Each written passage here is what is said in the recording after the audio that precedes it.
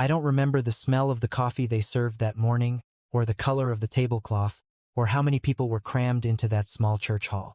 What I remember is the silence that fell over the room right before my granddaughter's voice cracked, and the way that silence felt like the exact moment the floor disappeared beneath my feet. Everything else is fog. That one moment is carved into me like a scar that never faded, and I don't think it ever will. It was supposed to be a retirement party. And, not mine, my daughter Karen's. And, she'd spent 31 years teaching 3rd grade at the same elementary school in Ohio, and her staff and family had put together a small celebration at the community hall behind the church. Simple decorations, folding tables, a sheet cake from the grocery store with her name spelled slightly wrong in blue icing. Nothing fancy, but it was full of people who loved her, and that was enough. I drove up from Kentucky 3 days early to help set up chairs and hang streamers, because that's what a father does. My name is Walter.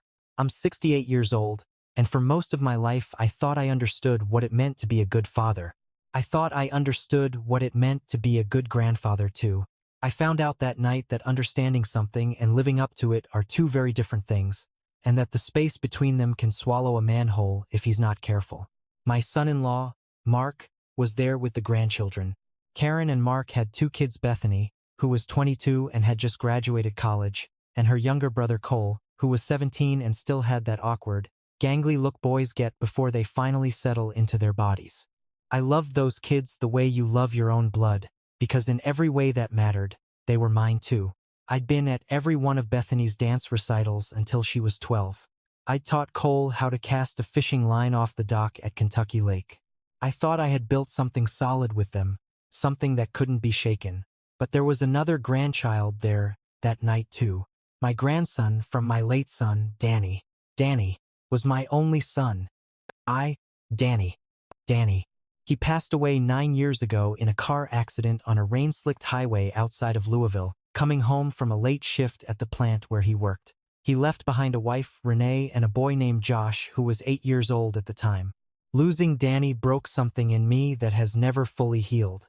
I still think about him every single day. I still reach for the phone, sometimes, to call him, before I remember. After Danny died, Renee and I had a falling out. It's a long, complicated story, full of grief and blame, and things said in the rawest, most painful days a person can experience. She believed I hadn't done enough to help financially in those first difficult months. I believed she pulled Josh away from our family too quickly, too completely, before the wound had even begun to close. There were lawyers involved for a brief, ugly stretch over some property that had belonged to Danny. There were words exchanged that I regret to this day. And when the dust settled, Renee moved with Josh 2 states away, to Michigan, and the door between us closed. Not slammed, just quietly, permanently shut. For 9 years, I sent birthday cards to an address I hoped was still current. I sent Christmas gifts through the mail, wrapped carefully, with notes tucked inside telling him how proud his father would have been of him. I never knew if any of it reached him. Renee never wrote back. Karen tried, over the years, to be a bridge between us, but Renee wanted nothing to do with our side of the family, and eventually even Karen's calls went unanswered. I told myself Josh was better off without the complication of a grandfather he barely remembered. I told myself a lot of things to make the silence bearable. So when I found out, only 2 weeks before the retirement party, that Renee had agreed to let Josh come, that he was 17 now, driving himself. Curious about the family he'd been kept from, I felt something in my chest loosen for the first time in almost a decade. Karen had worked for months to make it happen. Gently, patiently, the way she does everything. She told me not to expect too much. She told me Josh had grown up hearing his mother's version of what happened, and that version did not paint me kindly. I told her I understood. I told her I would take whatever scraps of a relationship I could get. I got there early that Saturday. I wore my good blue blazer, the one Karen bought me for Danny's funeral, because it felt important to look put together for this. I helped carry in folding chairs. I hung a banner that said, "Congratulations, MRS. Henley," across the back wall, even though it took me 3 tries to get it level. And when Josh walked through the door behind Renee, tall and broad-shouldered in a way that startled me, he looked so much like Danny had at that age it nearly knocked the wind out of me. I felt my whole body go warm with something I hadn't felt in years. Effort and hope, maybe, or just the ache of missing someone and seeing a piece of them again. He was polite, quiet. He shook my hand when Karen introduced us, called me sir, and didn't quite meet my eyes. I told myself that was normal. That was to be expected from a boy who'd been away for 9 years. I told myself there would be time. The party moved along the way these things do. And 18. There was food, there was laughter, there was a slideshow of Karen's 31 years of school photos that made everybody cry a little and laugh a lot. Bethany gave a sweet, funny speech about her mother that had the whole room wiping their eyes. Cole, never one for public speaking, stood up and mumbled something short and heartfelt that still got a big round of applause because everyone loved that boy. Then Karen, glowing with the kind of joy that comes from being surrounded by everyone you love in one room, looked over at Josh. "Josh, honey," she said, "would you like to say a few words?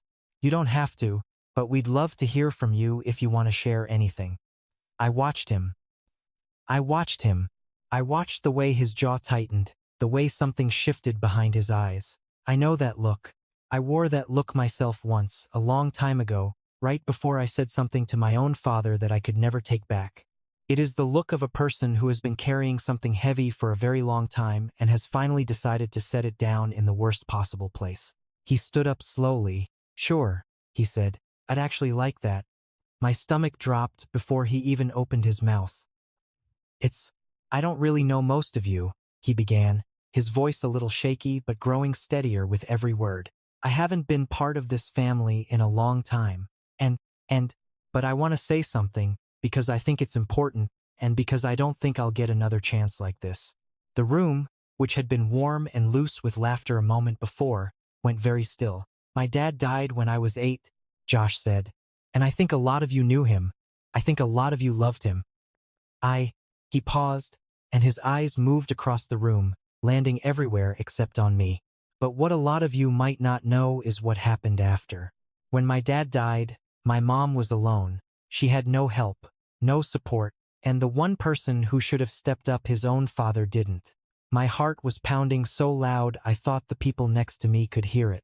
My grandfather," Josh went on, and now his voice was gaining an edge, sharpening into something bitter, "let my mom struggle by herself while he grieved his own loss like his was the only one that mattered.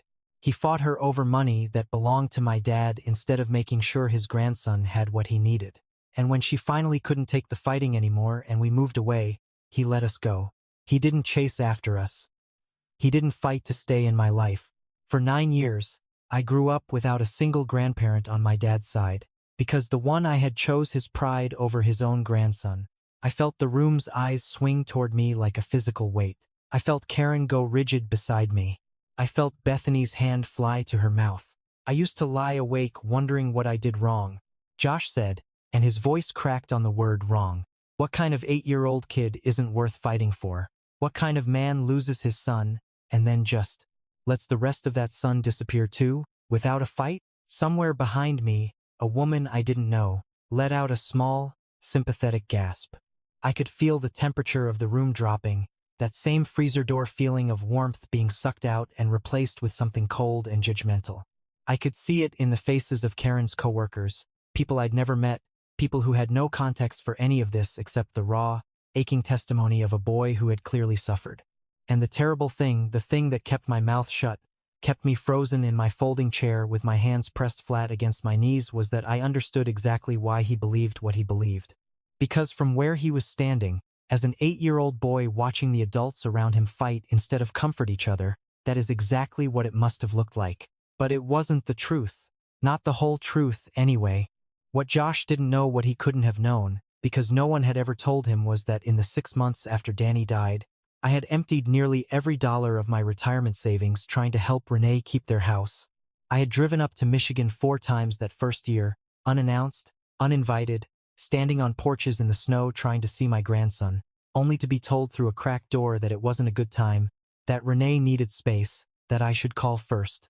I did call first, dozens of times, and the calls went to voicemail over and over, until eventually the number was disconnected altogether and I had no way to reach them at all. The fight over money Josh mentioned wasn't me trying to take something from a grieving widow. It was a fight over a small life insurance policy that Danny had specifically named Josh as the sole beneficiary of money meant for Josh's college fund, that Renee's new fiancé at the time had wanted moved into a joint account he'd have access to.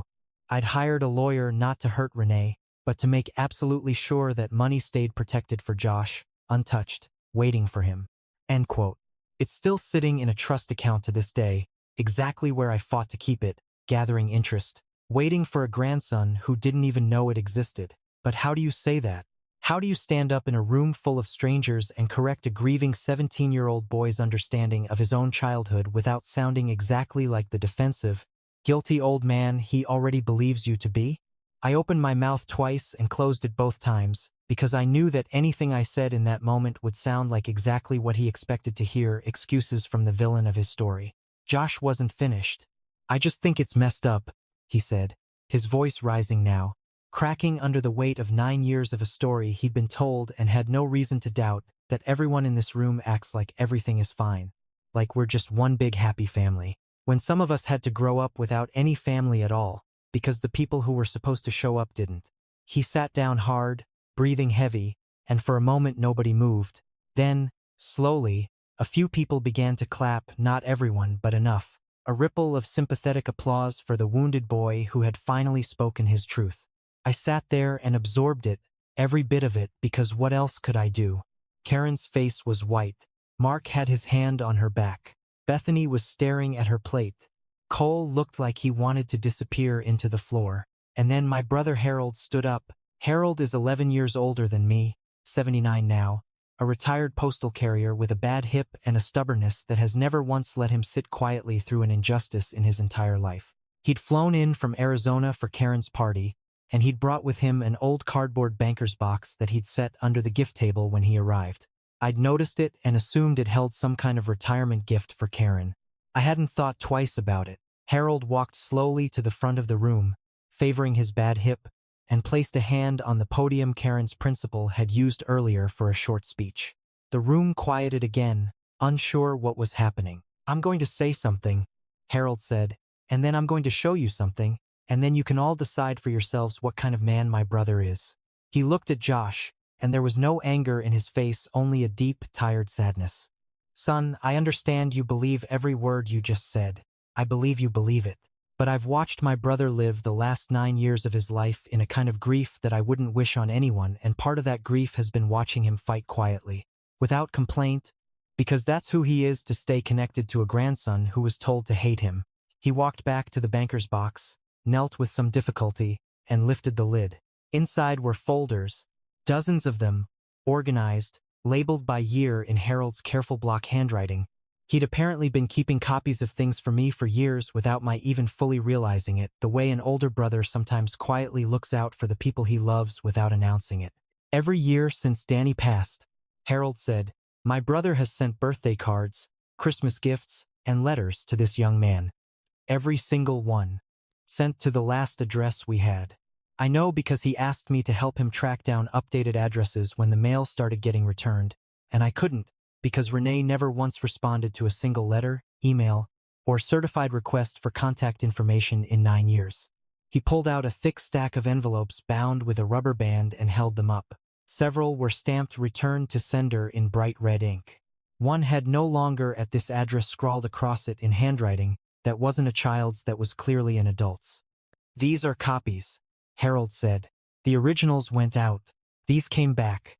This one," he held up a card with a cartoon dinosaur on the front, "was a 9th birthday card. It came back unopened 4 months after Danny died, while my brother was still driving to Michigan every few weeks trying to see this boy in person, standing outside in the cold because nobody would open the door." The color was draining from Josh's face. I could see his hands trembling in his lap. Harold pulled out another folder. "This is a copy of a certified letter from an attorney dated 14 months after Danny's death, confirming that a trust account had been established in Josh's name with the full proceeds of his father's life insurance policy, $112,000 specifically, so that no one, including a stepfather, could touch it before Josh turned 18. That was the fight over money that got twisted into something ugly. Walter didn't take money from that family. He protected money for this boy, at real cost to his own relationship with Renee, because he thought it mattered more that Josh have something solid waiting for him than that he be liked in the moment. Josh was crying now, silently, his shoulders shaking, staring at the folder in Harold's hands like it was something radioactive. Your mother, Harold said, gently now, went through something unimaginable too. I'm not here to make her the villain of this story, because grief does strange things to people, and I believe she was doing what she thought she had to do to survive and to protect you in her own way. But somewhere along the way, son, you were given a story about your grandfather that isn't the whole truth. And I think, deep down, some part of her probably believed it too, because pain has a way of rewriting the past until we can live with it. I don't remember standing up. I don't remember crossing the room. The next clear memory I have is being on my knees in front of my grandson's folding chair, at eye level with him, my hands shaking as I reached for his. I never stopped trying. I told him, and my voice broke apart on almost every word. I have every single thing I ever tried to send you sitting in a box at my house. I have $112,000 of your daddy's life insurance sitting untouched in a bank in Louisville with your name on it, because I wanted you to have something from him that nobody could take away, not even me. I am so sorry that you grew up thinking I didn't want you. I would have crawled to Michigan on my hands and knees if I thought it would have gotten me one more hour with you. Josh looked at me, really looked at me, the way he hadn't since he'd walked through the door, and something in his face just collapsed. He slid off his chair onto the floor beside me, and this 17-year-old boy, this almost grown man with Danny's broad shoulders and Danny's stubborn jaw, folded himself into my arms and sobbed like the 8-year-old he'd been the last time I held him. I'm sorry, he kept saying, over and over, into my shoulder. I'm so sorry. I didn't know. Grandpa, I didn't know. Pa, I didn't know. You didn't do anything wrong, I told him, holding on to him like he might disappear if I let go. You were a little boy who believed what the grown-ups around you told him. That's not a sin, son. That's just what little boys do. And the party was over after that, in every way except that people slowly, quietly began to leave. Karen came and wrapped her arms around both of us, crying without trying to hide it anymore.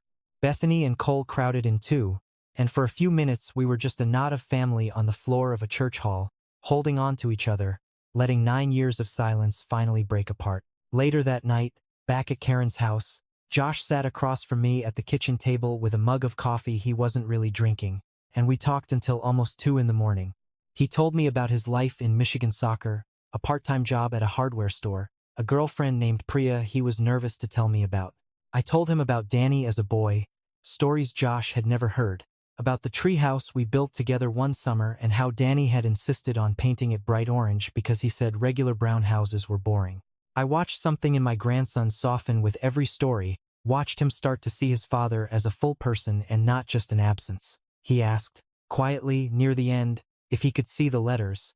I told him they were his whenever he wanted them, every single one, along with the folder Harold had put together and the paperwork for the trust that would be his in 1 year. When he turned 18, I don't want the money to be why we talk, he said, and something about the seriousness in his voice, so much like his father's, nearly undid me all over again. It's not, I told him. It's yours because it was always yours. You're mine because you were always mine. Neither one of those things needed to be earned back tonight. I just needed you to know the truth. Then, it's been 8 months since that night. Josh drives down from Michigan every few weeks now, sometimes with Priya, who I've come to adore. He calls me on Sunday afternoons just to talk about nothing in particular, a habit I look forward to more than almost anything else in my week. He's applying to colleges now, and he asked me, a little sheepishly, if I'd come visit him for his 18th birthday when the trust becomes his. I told him I wouldn't miss it for anything on this earth. Renee and I have not spoken. I don't know if we ever will, and I've made a kind of peace with that. I don't carry anger for her anymore. Not really. I think about what Harold said that night, about grief rewriting the past until we can live with it, and I believe that's exactly what happened to her too. We were both drowning in the same loss, reaching for anything solid, and somewhere in that flailing we lost each other along with him. I hope, wherever she is, she's found some peace of her own. What I've learned at 68 years old, with more of my life behind me than in front of me, is that love doesn't always look like being believed. Sometimes it looks like sending a card into silence for 9 straight years and trusting that someday, somehow, the truth finds its way home. Sometimes it looks like a brother who quietly keeps the proof of your devotion in a cardboard box, waiting for the moment you'll need it most. And sometimes, if you're lucky enough, it looks like a grandson kneeling on the floor of a church hall, finally understanding that he was never unloved, only unheard. I lost my son 9 years ago, and for a long time I thought that loss was the end of something. I understand now that it was only the beginning of a longer, harder story, one about a grandfather who refused to let go, a truth that refused to stay buried, and a family that, against every broken piece of its own history, finally found its way back to the table together.